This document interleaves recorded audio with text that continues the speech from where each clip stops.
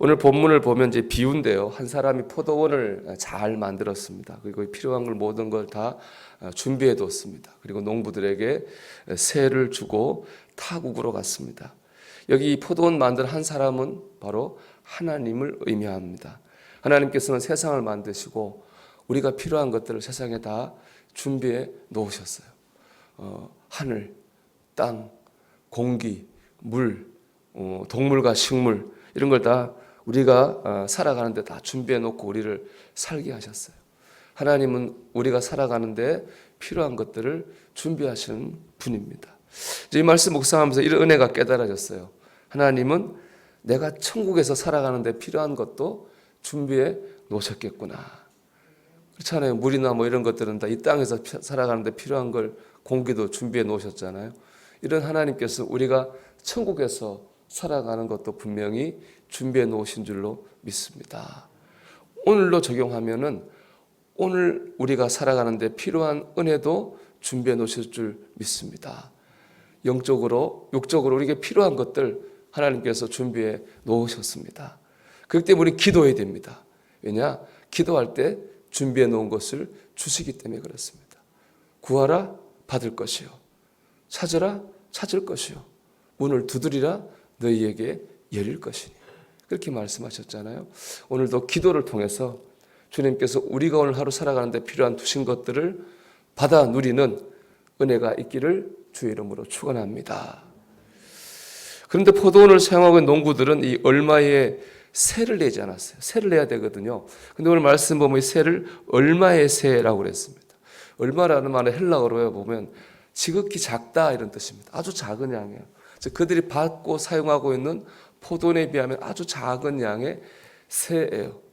주님도 우리에게 세를 요구하시죠. 그런데 감사합니다. 우리가 조금 전에 찬양했지만 주 하나님 지으신 모든 세계, 하나님은 우리에게 감사를 원하세요.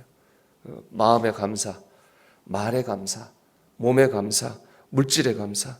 주님께서 우리에게 주신 것에 비하면 작은 것이지만 주님은 우리에게 감사하기를 원하셔요. 그런데 이 농부들은 그런 세를 내기를, 감사의 세를 내기는커녕 오히려 주인이 보낸 종을 때리고 능욕하고 죽였습니다. 이 주인은 이제 아들까지 보내요. 제가 그래도 아들은 나 대신이니까 존중하겠지 그랬더니 아들까지 그들은 죽였습니다.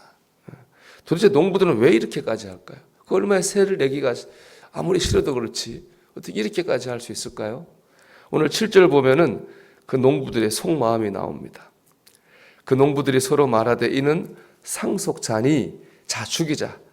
그러면 그 유산이 우리 것이 되리라 하고 그렇습니다. 농부들은 세를 내고 안 내고의 문제가 아니라 그 포도원을 자기 것으로 만들려고 했어요. 욕심이죠, 욕심. 그 욕심 때문에 그런 죄를 범한 겁니다. 욕심이 잉태한 즉 죄를 낳고 죄가 장성한 즉 사망을 낳느니라. 그러니까 모든 죄는 다 이 욕심에서부터 나옵니다. 욕심에 사로잡히면 죄를 범하게 되는 거예요. 그런데 여러분 욕심이 옳으냐 그러냐를 떠나가지고요, 욕심은 이루어질 수 없습니다. 그래서 욕심은 욕망은 허망한 겁니다. 누가복음에 나오는 부자의 비유를 생각해 보세요. 부자가 농사 크게 잘 지었어요. 그래서 창고를 크게 짓고 그 많은 농산물, 열매, 소출을 창고에 그득그득 쌓아놨어요. 그 자기 영혼에게 말하죠. 내 영혼아, 우리 됐다. 우리 이제는 편안히 먹고 즐기자. 하나님께서 그 밤에 그의 영혼을 데려가 버리고 말았습니다. 주님 이렇게 말씀하십니다. 그럼 이것이 누구의 것이 되겠느냐? 그렇게 말씀하셨어요. 누구의 것이 된지는 모르겠죠. 적어도 그 부자의 것은 될 수가 없었습니다. 여러분, 우리의 욕심은 이렇게 이루어지지 않아요. 허망한 겁니다. 제가 우리 교회 2008년에 부임했거든요. 횟수로 15년이 됐는데 시간이 금방 간 것 같아요. 그런데 애들을 보면은 많이 커 있어요. 시간이 간 거예요. 더 빠르게 가겠죠. 그럴 것 같아요. 여러분, 우리가 다 시간이 갑니다. 때가 되면 다 내려놓고 하나님 앞에 서야 됩니다. 여러분, 아무리 욕심을 부려도 그것이 내 것이 될 수가 없습니다. 그렇다면은 참 욕망이 허망한데 그 내 것 이루어지는 날 욕망 때문에 우리가 하나님께 죄를 짓고 사람 앞에 실수하는 것 참 어리석은 일이 아니겠습니까? 여러분 하나님을 바라보시길 축복합니다. 무엇보다 심판이 있음을 기억해야 됩니다. 사실 주인은 많이 참았습니다. 하지만 주인의 인내에는 끝이 있습니다. 9절 보면요. 포도원 주인이 어떻게 하겠느냐?